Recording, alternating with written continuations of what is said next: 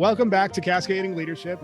We are rolling with episode 2 of the James Davermann story. I am your host, Jim Canichero. And I'm your other host, Lawrence Brown. Hello, Lawrence Brown. Hello, Jim. We're going to play the hello game now. And James, we are happy to have you back to continue the story. Welcome back. Great to be back. Thanks again for the opportunity. It was a great conversation and figured that it was going to be pretty in-depth. And for those who haven't checked out James's first episode, make sure you go to your favorite podcast platform and download the episode. It's got a great story. And to get everybody caught up on the last episode, we talked through the very humble beginnings that James had as the son of Haitian immigrants growing up poor in New York, some of the ad hoc community that he built around him, or actually his mom helped to build around him, that shaped his educational journey. We talked about what he learned when he was in the military. And then we wrapped the last episode with the conversation about the bucket list that he had formed and his journey to start the grad school process. Under most circumstances, all of that stuff that I just talked about would be like what an average person covers in their entire life. But we haven't even gotten to the stuff that James has done from a career professional perspective. And that's what a lot of the episode 2 is going to be about. So buckle up for a really fun conversation, and it's going to be a lot of lessons that we're going to take away from it. James, as per the last episode, you got a lot of pressure on you. You better hold up to your end of the bargain and make sure that you're not letting this intro go to waste. Yeah, I can feel it, but I'm ready. Lawrence, I think you should probably throw in one of those deep voice in an age when blah, blah, blah happens. I'm looking forward to hearing more from James. I think to your point, the first part, there were a lot of learns. And so if you haven't had the opportunity to listen yet, please definitely do so. And with that, I'll let James go ahead and get started with telling us the second part of his amazing journey. Let me pose a question to you, James, real quick. I'm starting at the ending. You ended up going to grad school at Tuck. Right. But walk us through your thinking when you were going through the grad school search process. How did you figure out where you wanted to go? What were you putting high on the list as decision criteria? Okay, yeah, I'll paint the picture for you. So I've got a 94th percentile GMAT in my back pocket. Not that you're bragging or anything. That's monster. Not that I'm bragging or anything. No. That is monster. I earned it. That's why I'm bragging. I spent 10 months and almost all of 2011 just preparing. And it was great to see a reward at the end of that rainbow. And it opened up, as I mentioned before, different type of school. And so I started touring the country, visiting these top programs. And at this point, I was a little cocky. But then it started to dawn on me that I didn't realize, or I didn't understand, or I didn't know what went into the actual application process. So I would show up on a campus, other minority candidates, and they were coming in from programs like Inroads and MLT, and some of them had privileged backgrounds and had grown up in prep schools together. Some of them recognized each other. I was a complete outsider at all of these different events. I noticed many of them were second generation African or international. And so it was just a new world that was opening up to me that I hadn't really factored in. And then I realized I didn't know how I was going to pay for it, which echoed the experience I had in undergrad. And I certainly didn't have enough Army money left over to finance that undertaking. And so, I had a lot of questions. And that, once again, that's the beauty of having networks around you, which are ad hoc support systems. And you'll notice that this is a story essentially about networking, because I've gone from my military network, which helped me get a full-time job that put me through school. Then when I was in an undergrad, I joined a fraternity. So I had that network. And I also had my wealthy Jewish network as well when I was in school. I had my professors who all supported me as well. So I had networks there just from the undergrad experience. And then now I was undertaking the B school process. And so I leaned heavily into my fraternity network for guidance and instructions on how to navigate the B school process. I had a lot of brothers who, had done their MBAs previously and had been in top programs. They were, giving me pointers on writing applications, pointers on interviewing and what the process would entail, pointers on telling my actual story and creating a transitional roadmap from business school to my career, because these schools want to know that you'll represent them well. They want to put you in front of an employer and say, okay, this kid is not going to embarrass us. So it doesn't matter what your stats are at that point. It matters what your EQ is at that point. And so I was having these discussions, with very successful brothers, and I didn't have to spend a few grand hiring a consultant to prepare my application. I had all of this knowledge in-house ready and waiting for me. To their credit, these brothers made themselves available for me, read over my apps, referred me to other brothers who'd been through it. And so that gradually built my confidence throughout the process. And so once again, networking will save your life in some cases. And when I say networking, some people get an image of a fast talking, hustling type who just wants to meet people and use them. I don't mean that at all. What networking really is just taking in an actual interest in people who have different experiences and coming to the realization that there's a thing or two you can learn from them. If you treat people that way, I'm thankful for people who've introduced me to certain musicians, certain business etiquette. It was one of my Army colleagues who taught me how to tie a tie, for example. And I remember this, I was 19 years old. And if you take that interest in people, or if you meet people who take an active interest in you and feel that maybe they can learn something from you, you just build a relationship off that. And this B school process made me realize just how much of an advantage networks are in more affluent communities, because they go hard in the paint when it comes to networking. They, when their kids are in prep school, the whole idea is that their kids are going to network together. Why do you think country clubs exist? All of these are just ways that they reinforce their networks. They keep the knowledge within their systems, and they keep the money rolling in, they keep the knowledge rolling in. So that's what I really wanted to overcome. I like to reference what's known as asymmetrical distribution of knowledge when I talk about how some people are in the know and just know what to do from a young age. They've had constant exposure. And then there are people who have to learn along the way. And you're not going to get there without having strong networks or strong support systems to get you there. And once again, it doesn't matter what your background is, what your social class is. You want to embed yourself in with people who'll be able to teach you things. And that's what I did there in that. And so not to go too far off tangent, but I just wanted to point out how this is really essentially a story of how networks have maintained me at every different life step. I would say, James, that I'm happy that you delineated actually what networking is, because what I've heard when talking with people is that's exactly what they think networking is, this slick talking sort of thing. And it's that you're always in a position where you're asking, there is some insidious reason behind it. But what you said is, I think, a great way of saying it, that it's really about that community building. When you were leaning on the assistance of your fraternity brothers, and you had talked a little bit about the folks that you had met while you were in the MBA program. We're definitely getting there. I think that's the best part of the story for me. I was firmly on path I started narrowing down a list based on a set of criteria. I knew I wasn't going to go to school in New York because I didn't want to be a broke grad student living in a major city. So I was already thinking suburban, small. I also didn't want to be in a place that was too crowded or too busy. I wanted to ensure that there's a nice faculty student ratio. I'd have resources at my disposal. I basically wanted to recreate something similar to undergrad in the levels of support I would have. Fortunately, what you come to realize quickly is that the MBA at that level isn't really an academic exercise so much as it is an exercise in creating a network or expanding your professional network. Because all the other students there, they're going to go on to be leaders in organizations, and you'll learn quite a bit from them. They come from various backgrounds. There's a big international contingent. And of course, the alumni of the school are going to be people that you speak with frequently who give you insights into what the industry you want to go to is like. And so I narrowed it down to talk mainly for three reasons. The first was they have a reputation for having one of the top 2 or 3 networks in B school. 2, they were the first to accept me. And as the acceptance letter started pouring in, I'd already been enthralled, but I was in constant contact with the students from there. And they really made an effort to reach out to me and make me feel welcome. And they started, even before I made a decision, they started giving me career advice. And I always go where the network is strongest. Or I always go where the love is what I like to tell people in parlance. And the third reason is at that level, pretty much all these schools are the same. And so I looked at the job statistics and the salary range, and it was right in my ballpark. You've been very humble in sharing your story. So we were joking about the idea of being very proud of being in at 94th percentile. At the same point, though, you've exercised this great amount of humility in terms of building your network. And so I just want to call out that a lot of times we think counter that it's about let me show how big I am and that sort of thing. But you actually are executing a humility piece and being able to build your community. How important do you think that is for folks as they're looking to do that? Oh, it's hugely important. You definitely have to be humble, but you have to know what you don't know. It takes a combination of experience and what I like to call just natural curiosity. I think there are 2 traits that can easily be developed in any individual that will get the ball rolling for you.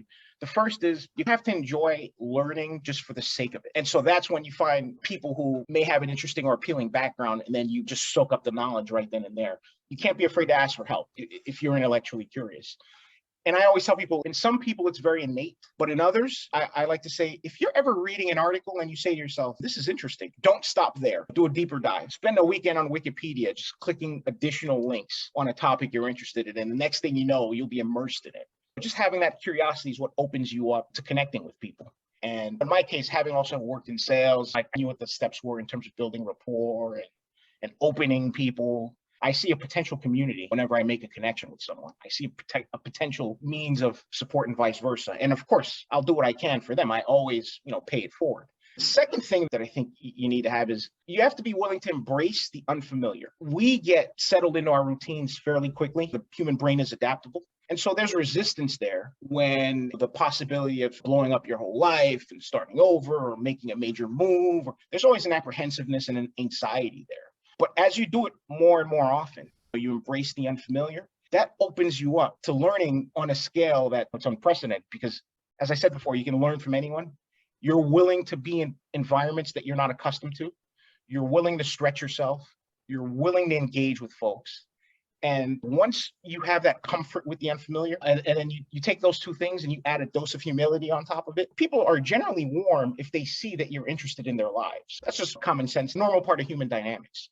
You're just leveraging it to a particular end. And the thing is, you won't be the only one that benefits, I promise you, because whatever you impart to people, because people will want to know about where you come from. And that's how we ended up here on this show. Those are phenomenal points that you make, James. There's a couple of things that I want to tie together. I was brought up in a way where you don't ask for help. You have to maintain appearances that you have all things under control, and that you have a firm grip on all sorts of other things. And that's completely contrary to your point about there's an asymmetrical distribution of knowledge. I wish that was something that was mentioned to me as I was growing up, because it would have put me in a position where I would have built the necessary humility to ask for help and accept help when it was given. And I think that's an important lesson to pass along in general. There's nothing wrong with asking for help. There's nothing wrong in asking questions. And that's got to be actually normalized as part of the career growth or personal growth experience. The other thing that I want to tie this back to was when you brought back the whole concept of the bucket list. That's building your own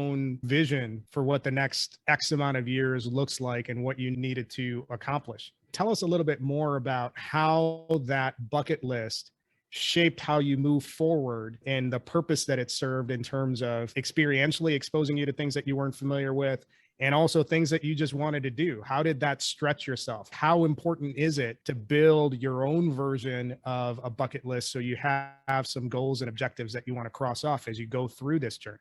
I think I'd read an article somewhere years ago about goals and the fact that if you'd actually committed them to paper, your chances of going through and executing increased tremendously. I had nothing to lose at that point. So I remember having read that. I said, what's the worst that could happen? And the great thing about it is it's also a way to give you positive reinforcement. You won't necessarily achieve or accomplish every single item on there, but you will accomplish a few things and you build on each one. For me, Eureka hit when, I started studying Spanish late in life. I flew out to Guatemala. I did an immersion program, lived with a family, several weeks, a couple months go by, and I start to get proficient.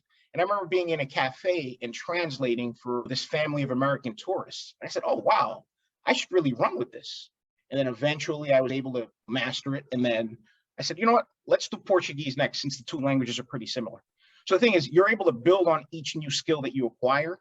So it reinforces your ability to learn things. It gives you more confidence going in, and it makes it much less daunting, the next item that you have. Because eventually I said, you know what, I should just start prepping for the GMAT, because I put that off way too long. And then you become very nonchalant about your approach. You're not inhibited by limited thinking, and fear obviously plays much less of a role then, because you've already got this other set of things that you've done. And that is what the purpose of the bucket list is. I think Lawrence referred to it as chunking, but yeah, if you want to put a name to it. And so, yes, chunk your way to the top, please. So for anyone that is listening to James and hearing what he just said, what in the world am I doing with my life? You're not alone. Well, that's amazing, this intentionality. And I cannot stress how important that is when you look at the different elements that you've talked about. And I just think it's absolutely fascinating. Appreciate that. But once again, you just have to be comfortable with unfamiliar surroundings. So I give James grief about this. Everybody's familiar with the Most Interesting Man campaign that I think it was Dos Equis that ran. Yeah. They totally have been NSA spying on your life, James, and then just had some bearded guy do the commercials. For those that are listening to the episode and have tracked James down on LinkedIn, he's definitely somebody that you need to connect with. And as much as we talk about, each of us had experiences where somebody opened our eyes to what's possible and where you could go. James is that sort of person. And you certainly need to connect with him and get into that network, because there's so much stuff between those ears that you should listen to. Sorry, I'm totally turning into a fanboy about you. Oh, that's scary. But no, just for context, I've got 101 items on that list. Over the last 10 years, I've crossed off 75. So I've gotten through 3/4 of it, and it just gets easier with time. Sounds like you need to start building up a new list there, buddy. Thanks for walking us through that. Now, grad school is grad school. I think a lot of people are familiar with the experience, but you're talking about a whole different ballgame when you're talking about a top 10 program. What were the biggest things that you learned that you didn't realize through that grad school experience that changed your mindset or your views on how the go forward direction should look? Once I set foot on campus, I immediately realized just how out of my depth that I was. There were a couple middle-class students there, but for the most part, a wide swath of that student body came from affluent backgrounds. So just the things they were referencing, things they bought, places they've been, things they've done, I hadn't broached any of that yet. That kind of made me a little bit nervous. Top 5, 10% of the class, geniuses, right? So you're in the company of actual geniuses. And then the remainder have a history of just academic success and being really smart and being really hardworking. And so I knew there's no way I'm going to distinguish myself with a group like this, because you look around, it's just wall-to-wall talent. And then third, as you got to talk to people, you really got to see what their priorities were. And it was stuff that I just hadn't thought of. Some of them wanted to be entrepreneurs. Some of them wanted to go to the social impact sector, investment banking, consulting. They'd already been doing case interviews and they'd been prepping case studies. Once again, I was really behind the 8 ball there. So there was the culture shock. I don't need to tell you that there are very few minorities in the program. A lot of these people had privileged backgrounds, but the thing that struck me is that they were all really open. And I said to myself, well, I was busy trying to read cases and learn the material. They were really focused on the networking piece and the getting a job piece. I started really thinking to myself, I said, I'm not going to distinguish myself. I'm barely surviving. You know what? I think I'm just going to become a sponge and learn their ways. And so I made it my goal to understand everything that they've done to get to this point and to see how they interact. I say this, it's a science experiment, but for me, it was a thought experiment, because I was, and I say this without shame or, without embarrassment, I was easily the poorest person there, easily. And I thought I was doing pretty well for myself. But once again, they moved the window on what success looked like for me. I got that benefit as well. But as I got to know them, I realized that, man, wow, some of them from a very young age, at any point that an academic deficiency or weakness presented itself, their parents would hire just an academic performance coach or a private tutor and just build them up. So they spent their life mitigating all of the weaknesses in their applications and mitigating any weaknesses they might have had. That's something we don't normally think to do, or may not have the means to, or the opportunity exists to do. A lot of them had prep schools in common. We can talk about that all day. Some of them, jobs waiting. Some of them were really well connected. And so I said, man, I just need to immerse myself and just see how they do things. I picked up a lot of their habits there. And Jim, my lifestyle these days. I credit it with everything I learned while I was on that campus. And in terms of transitioning, and I say this with a little bit of embarrassment, I didn't want to be competing against people this smart. And so I started trying to figure out ways to chart my own path forward. So I made a proactive decision to just stay within my career role. I wasn't going to be a career switcher, even though most people go to B school career switch, just because I figured I'd have less competition trying to do such a thing. Even going in with this mindset, intellectual curiosity, you can learn anything, etc. When the stakes are ramped up and you're around people that talented, there's still an intimidation factor there. And what I say is embrace it and just learn from them as much as you can. And because my commitment to quote unquote learning their ways really set the tone for what came next for me. Was there any point that you were hit with what they call imposter syndrome? And if so, how did you navigate through that? Day one. I said to myself, well, I can't, and I said this very pridefully, I can't be around the rich kids. I'm going to go hang out with the veterans, because there's always a significant veteran contingent in B school. But then I realized all the veterans had been officers in their prior careers, whereas I was an enlisted grunt. I was talking to them, and you're talking to people who graduated from the Naval Academy And so the whole time you're listening to their stories, you're like, man, I haven't done any of this stuff. What am I doing here? I lucked out on a test, and that got me the opportunity to be around people who've been this accomplished all their lives. So definitely I felt like an imposter. So the second part is pretty fascinating. I'm sure you probably picked up on this, but as a person listening to your story, you talked about when students who are academically sound are faced with an obstacle, how the parents would usher in and find someone that would coach them to mitigate whatever that gap was. But it's interesting because you talked about getting into that environment, learning what you could from a culture that you didn't necessarily grow up in. And then you started doing the same thing, right? You started looking at, so you said, okay, I'm going to stay in the same vertical because I knew there was less competition. So that was mitigating a gap in and of itself. So you talk about these different mitigations. And so were you acutely aware of that as you were doing it, or was that kind of hindsight, so to speak? Definitely hindsight, because things were just coming at you so fast. Before you know it, there were networking events. I'd never attended these sorts of things. People were already doing their prep for the career tracks that they wanted to get on. I was learning the classroom material. No one said, hey, James, that's not really the focus.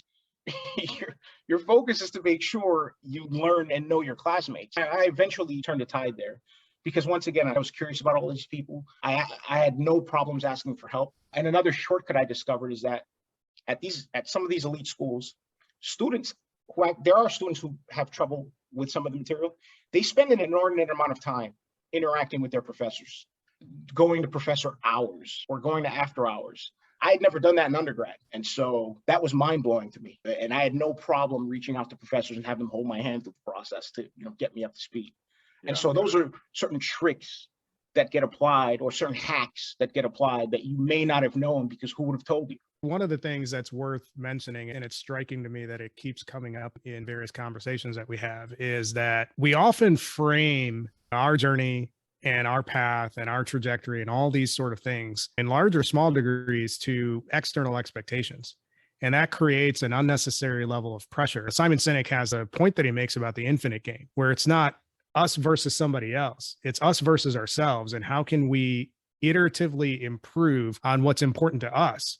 I think one of the things that's striking to me, James, when you're talking, is that I feel the weight of how you perceived everybody else around you and your ability to measure up to some degree. And I might be paraphrasing and putting words in your mouth. And I think it's important to, one, call out that, hey, somebody like James looking at his background is, oh my God, this guy's got nothing to worry about. Everybody has those doubts, and it's important to reorient yourself and say, look, I'm not in competition with all these other people. I'm in competition with myself on the race that I want to run. The question becomes, what race are you running? Are you running somebody else's race, or are you running your own race? And that's a message that's important for everybody to think about. You're running your own race on your own terms. So pick what's important to you and do that versus what everybody else tells you is important. I say this over and over, that the sessions that we have are about you. And so sometimes when they start talking about like different dynamics outside of them, I start to ask the question, how much of it can they control? How much of it should they be worrying about can they control? Or should we be worrying about and talking about how you can be more effective? And so it's exactly what you're talking about, that really it's you focusing in on you. And oftentimes it's very easy for us, right, to focus outwards because we think that we have the ability to shift and shape and change these things. When we hear stories like James's story, it becomes so critical that we can listen about how, amazing his journey is and has been. And yet he's saying, look at all these others that like he saw. But he was able to glean those different observations and use them as hacks for him to move where he wants to be. Ultimately, this is leading to the best hack that I learned, or the best piece of advice that I got while I was in business school. One of my best friends there, she made sure to tell me, you have to understand, everyone seems as if they know exactly what they're doing and they've got it figured.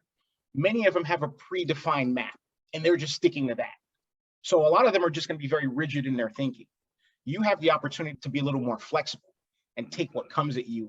And so that gave me some more resolve. And then she said, here's what I do, and here's what's helped me get to, where I am. I thought I was a polyglot, speaking 3, 4. She speaks 7 languages. So just to give you an idea of how she's master chunking, she said, try to just focus on winning the next day. And what I mean by winning the day, you wake up, something that you didn't quite understand yesterday, try to reinforce it today and pat yourself on the back after you've learned it. And do that every single day. Go in and say, I'm going to win just today. It's not a marathon. It definitely is not.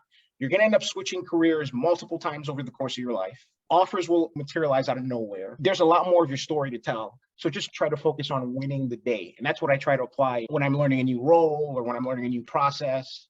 I try to make sure I improved on what I did the day before. And those tiny incremental improvements over time compound in effectiveness. To this day, I send her a Christmas card every year for just putting that into me. As long as you focus on winning the day, you can build yourself into a better version over time without worrying about what roadmap you need to be on, what the competition looks like. This is a nerd alert. There's a great book called Atomic Habits by James Clear. Absolutely one of my favorites, but it absolutely underscores what you're talking about, taking those things and making them individual mini goals that you attack in order to get to that point. And that's how you get to being better today than you were the day before. As you think about what you just described, how has that informed your ability or capacity to build effective teams? I'd never been in any official leadership capacity in my professional career up to that point. But when I was in the military, I did learn, some solid lessons about how teams are run the most effectively.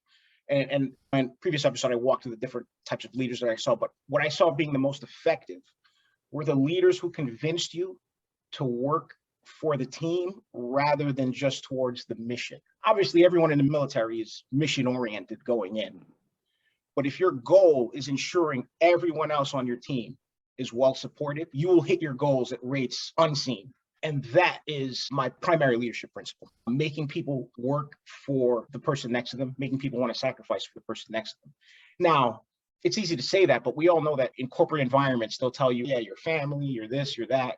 But in reality, they're racking and stacking you at the end of the year, comparing you to everyone else. So there is a sense of competition there. They're rating you, etc. And so as a leader, it's your responsibility to make them understand that you will be the gatekeeper for the team so that those corporate politics don't ruin the chemistry that you're trying to build. And to do that, you have to show legitimacy. You have to do things you have to sign things that you're willing to do. You have to jump in when needed. You have to do the things that'll make them want to run through a wall, not only for you, but for their teammates. When you get to that point, that's when your team will be clicking on all cylinders. I like to ensure that we're all cross-trained to the point of comprehension, everyone else's role. So if someone's out, there's an emergency, hey, I'll take care of this for you. You got me next time. And you build those habits within the team, you'll find that you'll have less turnover. You'll have a lot more cohesion. You'll have people who turn down transfers or who want to stay on with the team longer than needed because they understand that the environment out there isn't nearly as supportive as what they're getting here. And so just getting them to that point becomes your priority. And fortunately, it's having applied this in my last 2 stops, I've seen it in action. I've seen it work. I've seen the glowing reviews. And yes, of course, I've benefited professionally. I was in my head chuckling because I 100% agree with you in terms of as you're building teams. And I can think about this one experience that I had where I had taken on a team. One of the senior VPs asked a question of me. I was managing a role that was responsive to the sales force. And you know that the sales force pretty much runs it. I couldn't answer the question. And it was because one of the employees would annually go home to India. And because of the distance, they would go home for the full 30 days of their PTO and was the only person that could answer the question. And so when you started talking about the cross training, that was one of the first things that I put in place was that we wanted to be able to cross skill folks so that it would be easier. And there was some resistance, but I helped them to understand that being cross-trained actually was a better. But one of the things that you talked about on the leadership role, not necessarily being a positional role per se, right? That you have more of an expanded scope of what leadership is. I mean, I like to make fun of the fact that when you're in business school, you take all these leadership courses and you walk through these cases and say, oh, hypothetically, here's what I do if I were in place, and professors pick the quote unquote best answers. I stayed very true to that particular model. And I had some credibility coming in because I'd seen it work out in the field and I'd seen it work with just very diverse teams. I was with country boys from Mississippi and Chicanos from LA on the same squad getting stuff done. And that credibility enabled me to push through these classes and share those experiences and be shown a level of approval for it and some respect for that particular opinion. But of course, there are tactical leadership bits that you get in business school that are very important as well. You learn one of the important things is learning how to manage upward. Again, something I never considered doing. And because my school is basically a consultant academy, one of the tricks that I learned is You always want it to work in terms of options, providing options to leadership that they can move. But of course, you want the data and the evidence to support the best answer. And so you're serving as the neck to get the head to make the decision that to turn in the direction that you want it to turn in. So when you approach it that way, I said, oh, wow, this is amazing. I'd always been very insular with teams that I was on.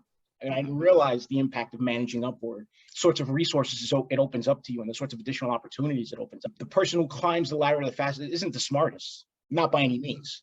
And it's not necessarily just the one with the most EQ. It's the one who can strategically realize the best places to add value preemptively. Right. If you're doing that consistently, you'll be identified as a climber. It's amazing when you think about how much leadership training, I'm doing the air quotes for those of us that can't see this, how little we talk about managing upwards and how critical that is. And that has to be a necessary part of your strategy as a leader or someone who is aspiring to be a leader. It's extremely important. And I love the example that you gave of you're the neck trying to guide the direction that you need the head to go. So it's a great call out. That's a good point. You mentioned, James, it's not necessarily the most talented or the person with the most EQ that advances it the fastest. It's probably the person that can look at an enterprise and identify what spots they can add the most value the fastest, or some version of that. Right.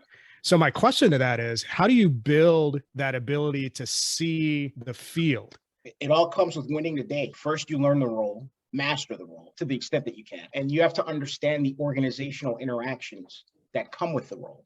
Once again, and so instead of being inwardly focused, you have to be outwardly focused and see what the consequences of things you're turning in. You have to understand the organizational interactions. You have to understand how feasible certain things are. And you just have to have a regular eye for process. One of the things on my bucket list was getting the PMP. And so that gave me a set of guardrails, a guiding post for figuring out how to take a project, from start to finish, and understanding how to identify needs, assess what stakeholders wanted.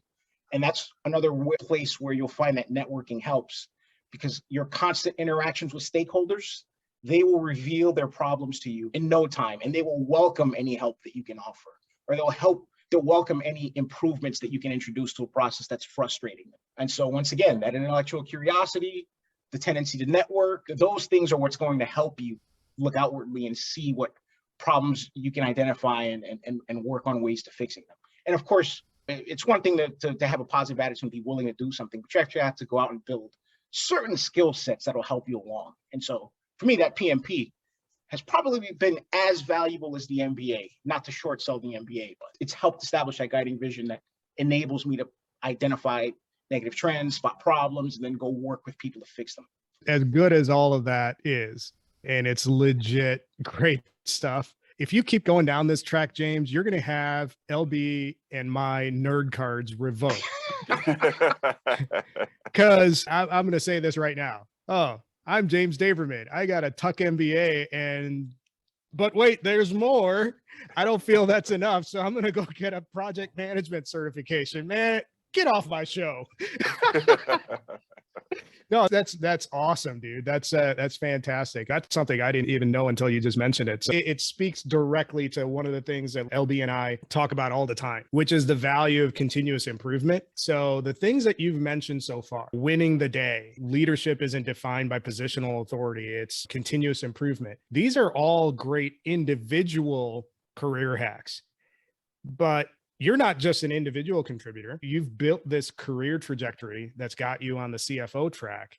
You don't go that track without establishing a track record for building highly effective teams and high performance teams. When you look at that through your career and even into the role that you're in now, what are some of the things that you focus on when it comes to building those highly effective teams? I've been in a new role for the last 4 months, so I can speak to this just because I've actually had to go through the process of doing it again. Names will be withheld to, protect the innocent. But the first thing you want to do is just get to know your teammates and get to know your direct reports. Just get to know them. Your first call should always be a social call. You want to get a sense of who they are as a person, what drives them, what motivates them. And then you can dig in a little further and ask what they want to accomplish most being on this team and within this particular role. Once you understand what their motivations and their goals are, you can then tailor a style that'll accommodate them. We tend to overcomplicate leadership, but if you do these 3 things, you'll at least get them working at a good level of high proficiency.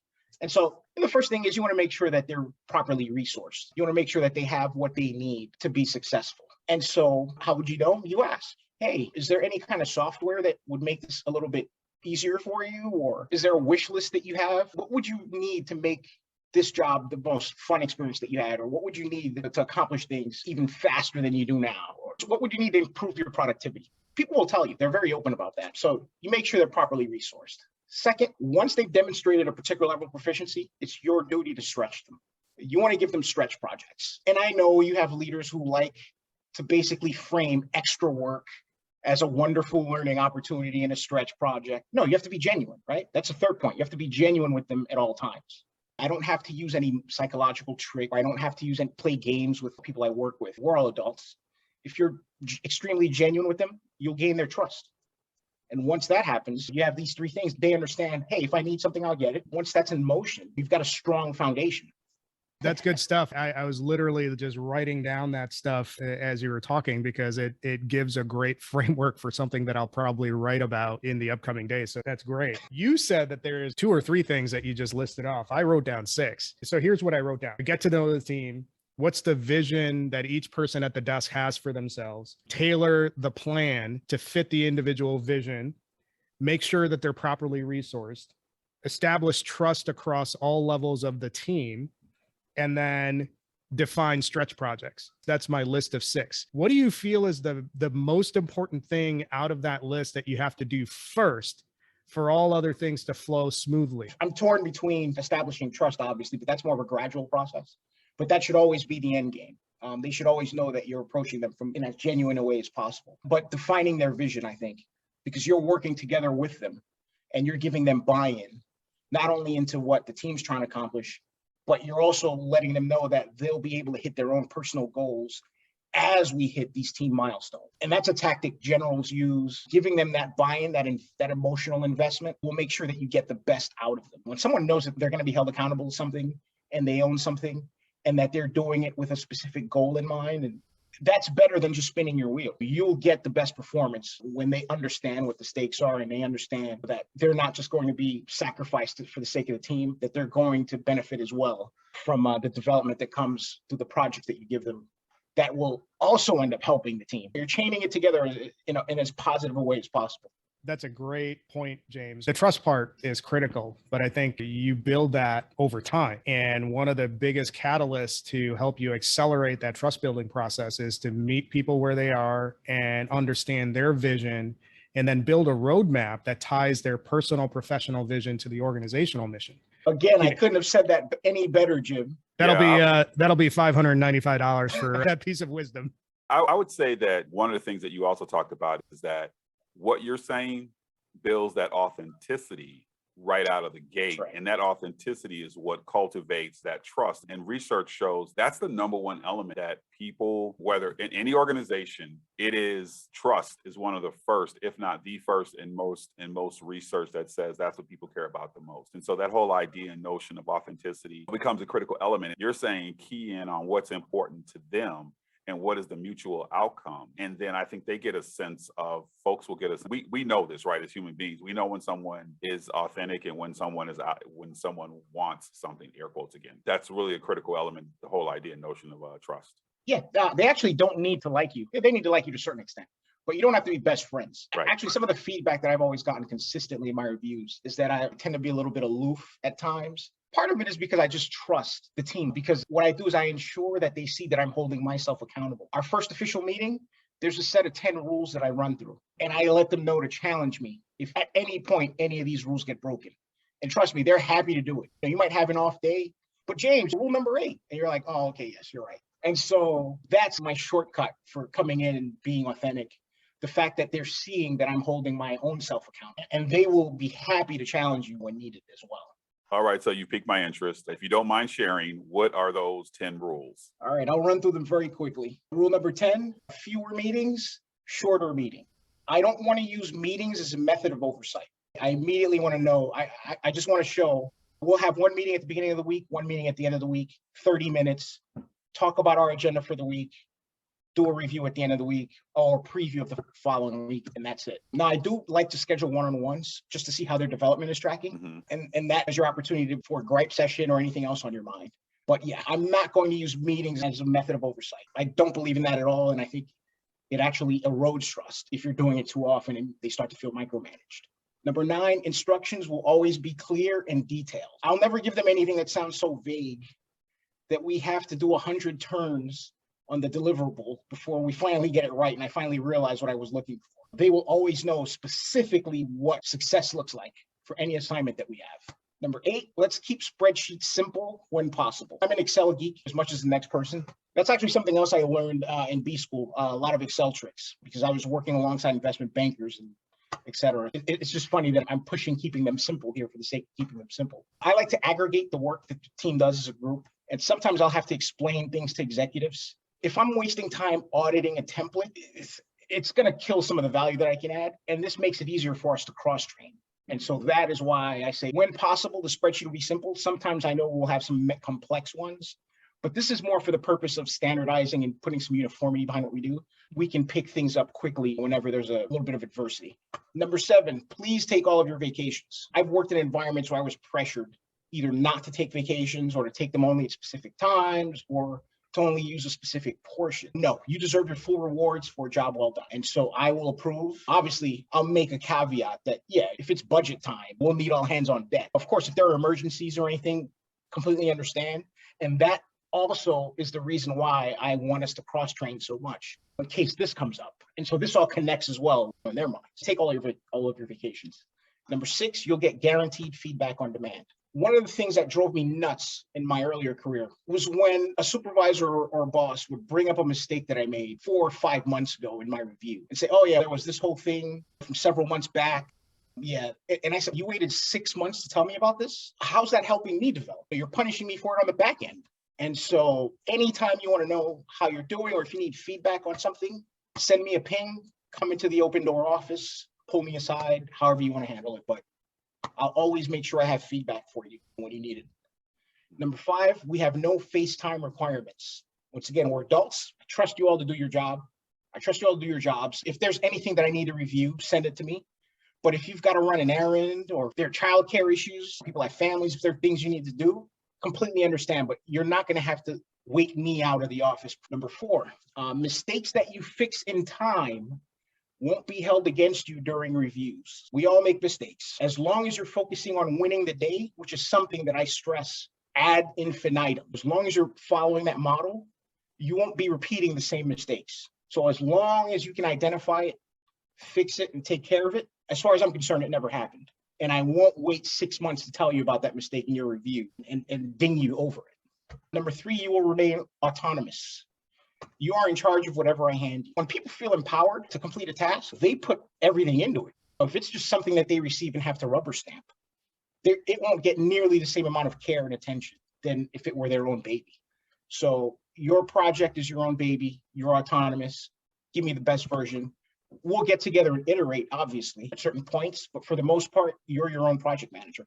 Number 2, I don't play favorites. And that goes back to the feedback I've received about being aloof. It's really a way just for me to treat everyone the same. Because I know I've taken classes on unconscious bias. I've done the unconscious bias training, and you can't eliminate it completely. So I try to be as objective and dispassionate as possible. And I do that by distributing everything as equally as I can based on your interest and ability. If you show an active interest in something, you're really good at it, you step up and demand it, it's yours. And number 1, you will always receive credit for your work. I've had bosses throw the team under their bus. I've had bosses take credit for things that the entire team done, or not just take credit for, because obviously the company knows, hey, the team did it. But if you're not identifying people who are making really specific contributions, I think it sells their efforts short a little bit, and it might build some resentment over time. So I tell them, if you create a process that we implement, if you fix a template, format something a certain way that's more appealing, I'll always say, oh, by the way, yeah, such and such contributed this to the project. So I just wanted to call attention to it because it helped us accomplish X, Y, Z. And those 10 rules, and I tell them, challenge me if I'm ever breaking them. And so that is an easy way to at least get them to open up to trusting, to the idea of trusting. I'll say this right now. That is freaking gold, dude. That is so much gold. Oh my God. It is money. I was messaging LB while you were saying that needs to be set to the 10 dual commandments from a song from Hamilton. I don't know if either of you catch that reference, but there needs to be like a business version of that needs to be put to song with rule number 1, always give credit for your work. James Davermann's 10 business commandments. Yeah, I expect royalties off of that when you create it, James. I should have trademarked this stuff before. That is so much gold. So how does that inform what you're doing now with your teams? What's the impact been? Walk us through that and how that shapes the initiatives that you're taking on in your current role. I'm running 3 concurrent projects right now. And the fact that I'm able to just take my hat off on one and put it on the other, the fact that I'm able to switch effortlessly between them and make presentations and provide updates, that list has made my life easier in some ways because the team, has really embraced me over the last, couple months. And there are also ancillary benefits that come from this sort of trust. Less turnover, obviously. No one's filing complaints against you. There's strong chemistry. People volunteer for stuff instead of being voluntold, and et cetera, et cetera. But yeah, it just makes things more efficient. I always go through this set of 10 during my first official team meeting to set the tone. And then I tell them, and then the unofficial rule is that you all hold me accountable to these 10. So throw that on the back end. There's a couple of things that jump out to me where one was that, so oftentimes having a framework is also a cheat code or a hack or whatever you want to call it, that you're able to take it and just make these slight pivots, which is what you're doing and what you're describing. The other thing is that the 10 overwhelmingly speak to what you are doing for other human beings. And I think that can't be underestimated, right? When people talk about whatever title it is this week about the Great Resignation or whatever you want to call it, these are elements that are coming out, that are flushing out from research about why people want to move, why people want to leave. And oftentimes it has much to do with their rethinking. And I think oftentimes a framework like this, you have a shot at someone coming in saying, hey, I have an open door policy with James, let me go talk to him. And maybe it doesn't change the trajectory of whether or not they stay or whether or not they leave. But I do believe that you will build a team that would allow you to accomplish your goals. And so we talk moving faster, right? And accelerating outcomes. And this is absolutely one that does that. And it's obvious that you put some thought into it. One of my favorite concepts around what you've been saying is this whole sense of intentionality that you have around most everything that you do. Yeah, thanks for saying that. But really, the goal for me is always unit cohesion. And quite honestly, I would never have even considered any of this stuff if I hadn't seen what two amazing leaders that I served under in the military had done. And that directly informed. I just try to pay it forward. How are you operationalizing that or aligning that with mission, vision, values at the organizations that you've been in? How does that come into the equation of taking that 10 rules that you have and making it custom for the environment that you're in? It's funny, I actually haven't thought of that. Things are in flux because we're working from home, we're on Zoom calls, and we're just getting hit with, we're in a changed environment right now. So we're getting hit with all these projects. So we're reacting. But I would say in terms of connecting this to like a company's values, that to me isn't necessarily the main priority. I don't mean that just in a negative way. I always like to say, yes, your mission is the mission, but your mission is also the team. And so as long as you dotted line your loyalty to the team, the mission will always get accomplished. All I want to see is good work get executed, and the rest seemingly takes care of itself, but I haven't really considered. And also, I'm fairly new in role. It's not like I have I don't say the authority. It's not like I have a mandate. Hey, James, align your team with our values. They were very thorough in vetting me with personality assessments and things like that to make sure that I was a cultural fit, which is something that the company prioritizes. So I'm fortunate enough to be working with a team of people who are already very well aligned with the sort of personalities that the company thinks will be most beneficial in its employees. And third, when I took the job, I took it based contingent on the fact that my boss was also going to mentor me because she's one of the most impressive women I've ever seen. Her background is just super important, Harvard Business School and all the fixings that come with that. And knowing that she's aligned, that we have that vision aligned, and she's basically freed me up to implement these things. And so that ability of self-guided leadership, that understanding that you are autonomous and that you are your own project manager, that value is instilled within the company already. And so I'm just benefiting from it. Don't be afraid to ask your potential manager or your hiring manager to mentor you if you hit it off, or they've got a background that amazes you, or just based on the interviews that you've conducted, you just really like that person. Because that's really what drew me to the role. It wasn't, Lord knows I did not want to move to San Francisco. Yeah. But I really wanted to work with this woman and her peers. That's another great point. No matter where you are in your career journey, no matter where you are on the organizational chart, you should always be intentional in seeking out other opportunities to grow. And if nothing else, point out your blind spots so that you can continuously improve. So that's another great call out. So that wraps up part 2 of the James Davermann story. And that was just absolutely phenomenal. There's so much gold in there. I have at least 5 or 6 different things that I can write about. So James, thanks for hopping on, and thanks for bearing with me being a little bit of a fanboy on your story. It's happy to be the guinea pig here. And I think you guys are doing great things, because this is my just cause, is making sure that we level the playing field in terms of access to information. And so releasing this out to your network, I think this has potential to be a game changer. And so I commend you both for this mission you've undertaken to once again fix that asymmetrical problem that we're having with the way information is distributed, because we've watched the people in the know feast over time, and we've had to struggle with things like imposter syndrome and lack of access and learning things just really late, if we learn them at all. And so this, I think, will correct for many of those issues. Yeah, I couldn't have said it any better. I'm super excited for this to drop and to get the feedback, because I'm 100% confident that folks will benefit from your story, from your shares. And when we talk about moving faster, further in our careers, and I think without question that our listeners are going to benefit from your story. So we are absolutely appreciative. Thanks again for hopping on. As we wrap up, make sure you check out the episode on all your favorite podcast platforms. Definitely leave us feedback.